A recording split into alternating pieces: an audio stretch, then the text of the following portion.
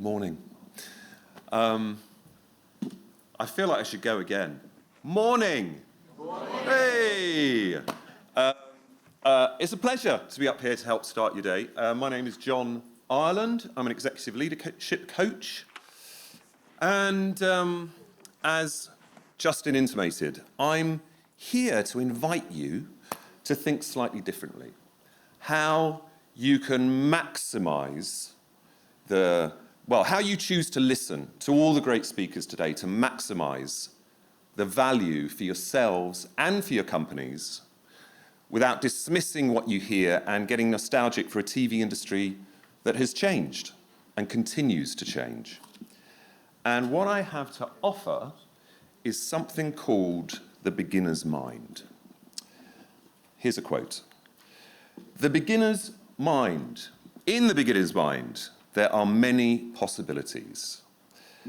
But in the expert's mind, there are few. As Justin said, you are all experts. Over years in television, you have developed powerful instincts. You know storytelling, you know audiences, you know how to get the best from contributors. That expertise is real. It got you where you are. What is also true is that today you are going to hear approaches that may feel wrong by traditional standards. And when that happens, you may notice some resistance, an internal voice saying, "Really? That can't possibly work." You may feel that happening a few times today. That feeling doesn't have to be a problem. I used to work in TV, and I'm sure any one of you who has sat in an edit suite can relate to this. I would get notes from commissioners that made absolutely no sense to me. Had it been anybody else, I would have dismissed them out of hand. But because it was the commissioner, we had to try something. Now, I'm not suggesting that every single one of those notes was genius. It was not, but there were enough for me to understand that parking my expectations to try something new was worth it. And recognizing that allowed me to let that resistance go. So today the question isn't whether your experience is valid. It is. The question is this: can you loosen your grip on what you know long enough to see something new? You may have arrived here today with expectations of what a solution looks like, or that maybe there's a single silver bullet that's going to unlock digital for you. Today you're going to hear many different approaches. Some may even contradict each other. And the solution you are looking for may have elements in a number of places. Can you set your expectations aside and stay open to what arrives, even if it's not in the shape you imagined? Because what if? You have paid for your ticket. You have spent the day listening intently to all the great speakers. And you get to 5 p.m. this afternoon having dismissed everything and leave with nothing. Now, granted, that is an absolute worst-case scenario. But see this talk as your insurance policy against it. So for the next 10 minutes, I want to tell you about a beginner's mind and how you can use it. So the beginner's mind, it was developed to counter the limitations of the expert mind and encourage continuous learning even at the highest levels of mastery. It can be misunderstood as naivety or enthusiasm. It is neither. It's not about pretending you don't know things. It's pausing before you dismiss something new. It's asking, why does this thing work for them before deciding it won't work for you. And without you making a conscious choice to do that, you can end up going with your brain's hardwiring. Because we are all inclined to listen, to confirm what we already know. Particularly as experts, we scan for what fits our existing model and can be quick to dismiss what doesn't, often before we've really looked at it. And your brain has a good reason for doing this. It's actually trying to help you.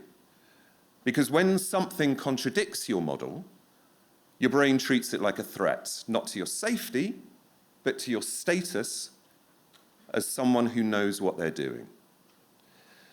Which means that things that challenge us most might also be the things we most need to understand. Beginners, on the other hand, are more likely to listen to be surprised, partly because they haven't even built the model yet. They notice before they judge, ask before concluding.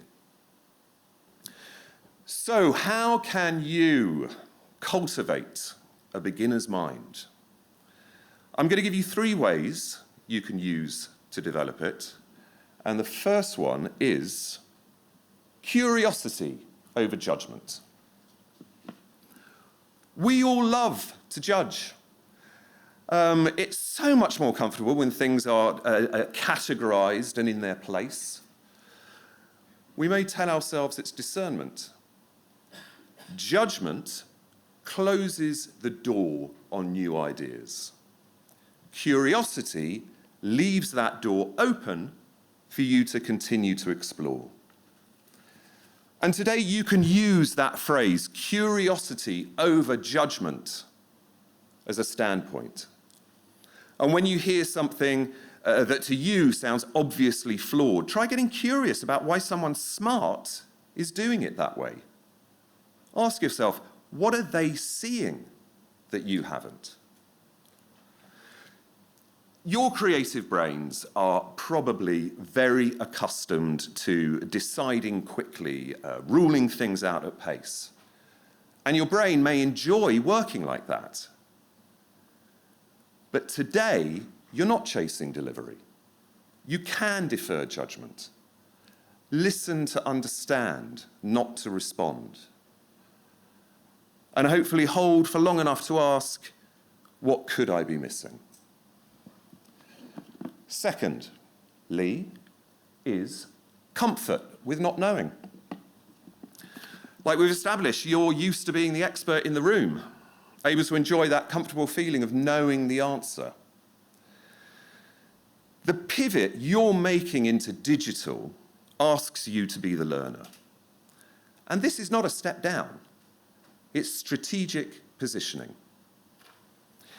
Hearing the different ways of doing things may make you feel uncomfortable.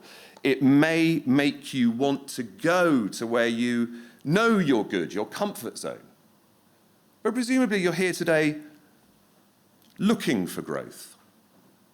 And growth happens outside of your comfort zone, in a place where, as today, you're not yet fluent. And know that not everything needs an immediate takeaway. Some ideas are seeds, not answers. You might leave a session today thinking, I don't know what I'll do with that. Trust that understanding can arrive later, unexpectedly, in the right context. And thirdly, playfulness with certainty. And it's another way to provoke your curiosity for when you think that would never work or audiences don't want that. It may turn out that both of those thoughts end up being true for you. But how would it be if you were to hold them as hypotheses? A theory to test rather than a fact. Play devil's advocate with yourself and actively look for evidence that contradicts your certainty. Try asking somebody who's doing the thing you imagine won't work how it is for them. Not to argue, but to understand. Your experience is still the foundation. The beginner's mind just makes you more flexible about what you build on it. One of those three approaches may have landed with you already and is enough to keep you curious and engaged.